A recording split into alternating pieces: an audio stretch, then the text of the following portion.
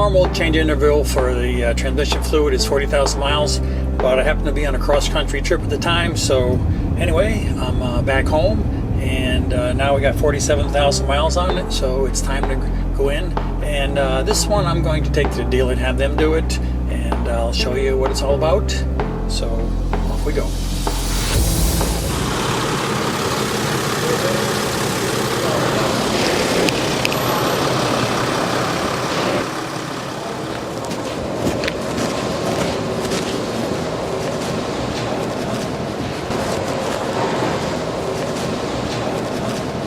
This is where the sprinters get done.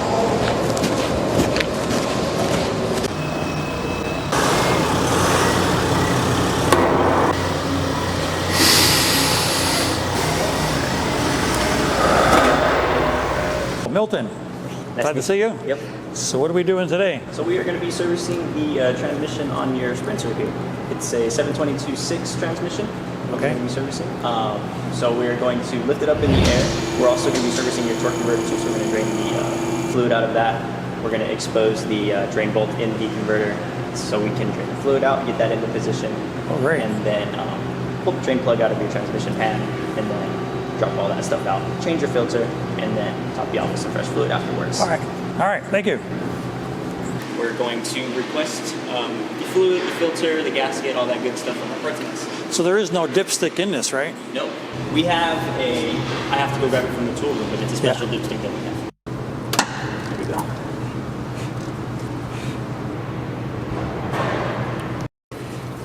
Cool. So it looks good. Still got a red tint to it though. All right, I'd good. say you did it right at the perfect time. Yeah, that's like 47,000. Place C, so it's really important to get rid of them. You might have develop a leak, so cut them off. And have a new one on the way. With that clip that I told you that we replaced, Yep. There's that guy right there. That's for the dipstick area. The cover, yep. Right. This is that pressure washer we're replacing. Mm-hmm. And then here is the plug for your torque converter. Oh, okay, cool. All it'll be in your way is there will be 6 T30s. There she goes. That's getting a little messy. It sure does. There she goes. I'll let her finish dumping. I think that's mostly why I didn't want to do it myself.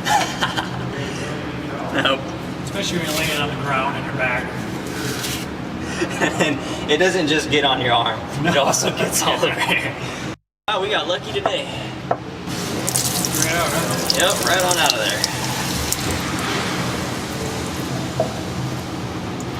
Okay, here's your magnet that collects all the matter. Oh, yeah, You yeah. know, from the gears just kind of going How's that through each look? other. Looks good. Looks normal for Normal? the mileage. Yep, clean that off, slap it back in there. We'll take this to the solvent tank in a little bit. Look like too big of a deal, nothing I'd be too worried Oh, a about. little shiny stuff? A little bit of shiny stuff, yeah. Yeah, okay.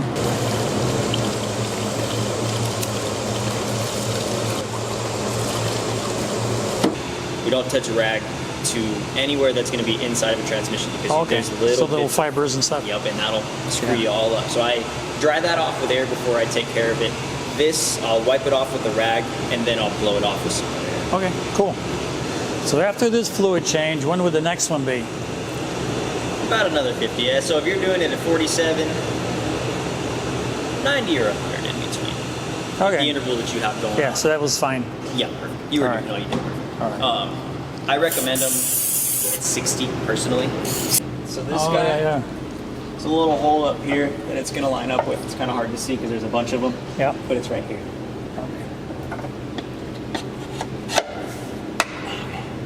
So once you feel that first click in, that's the important one. This is not necessarily going to catch. It'll stay, but Yeah. not going to click in. Okay.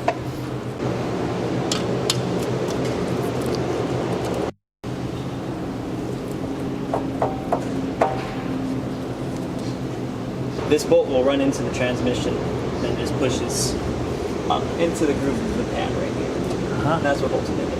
Oh, yeah, okay.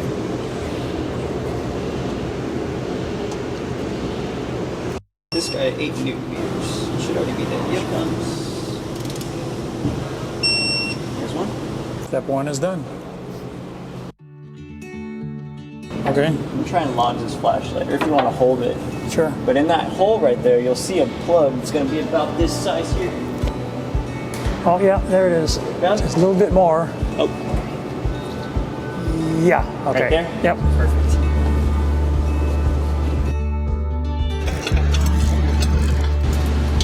Go.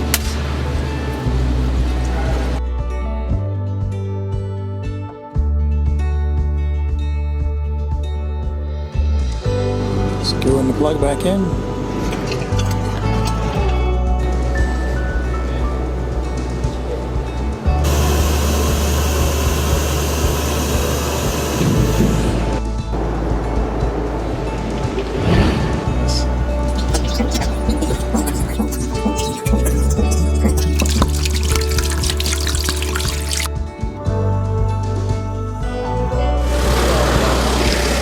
Okay, fluid service is done. Just have to get the special dipstick, test it out, and we're out of here.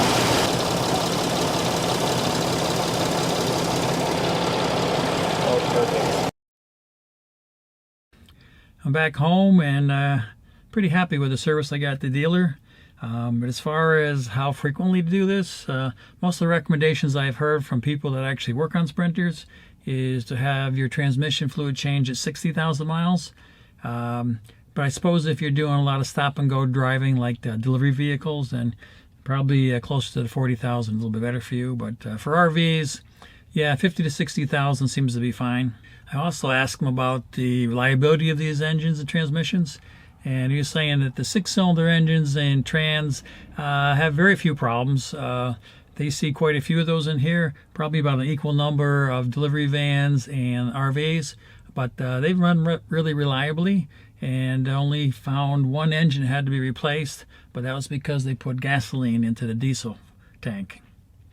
As a matter of fact, while I was there, he showed me a 2016 Sprinter van, probably used for delivery. It's not very old, but it's got 394,000 miles on it. So other than the driver's seat, which was really beat the crap, the engine and drivetrain was still going strong. So to wrap it up, I usually like to do my own maintenance, but I don't really have a good place to change the transmission fluid here. I'd be laying on my back in the gravel and dirt and debris, and your transmission is not something you want to have. So anyway, I decided to take it to the dealer and let them do it. They have a nice clean shop and did a very professional job, so I was happy with that. So now that we're done with that, this is Grandpa Ron. I'll see you on the road, or I'll see you at courtside.